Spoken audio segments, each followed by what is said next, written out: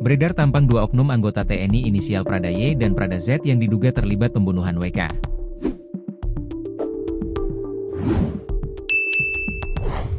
WK ditemukan di bawah jembatan Permandian Kogawuna, Minggu, 21 Desember 2025. Lokasinya di Jalan Lingkar Bumi Sorawolio, Kelurahan Lakologo, Kecamatan Kokalukuna, Kota Bau-Bau, Provinsi Sulawesi Tenggara, Sultra.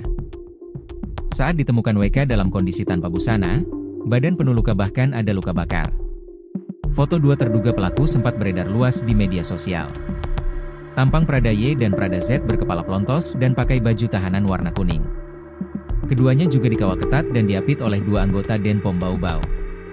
Menanggapi beredarnya foto tersebut, Komandan Yonif TP 823 Raja Waka AK, Letkol Infantri Arham Hidayat, meminta publik untuk tidak berspekulasi. Ia menegaskan seluruh proses hukum telah diserahkan sepenuhnya kepada penyidik. Informasi sudah banyak beredar.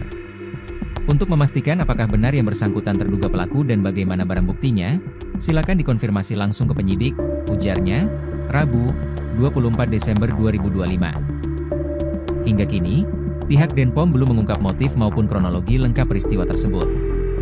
Pemeriksaan mendalam terhadap kedua prajurit masih terus berlangsung.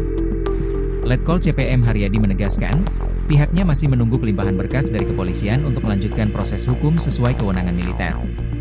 Kami masih mendalami semuanya. Motif dan kronologi belum bisa disampaikan saat ini, tegasnya. Kasus tewasnya WK pun terus menjadi perhatian publik, terutama karena melibatkan oknum aparat dan menampilkan unsur kekerasan yang sangat brutal. Proses hukum diharapkan berjalan transparan demi mengungkap kebenaran serta memberikan keadilan bagi korban dan keluarganya. Belakangan diketahui terduga pelaku adalah dua oknum TNI yang bertugas di Batalion Yonif TP 823 Raja Waka AK.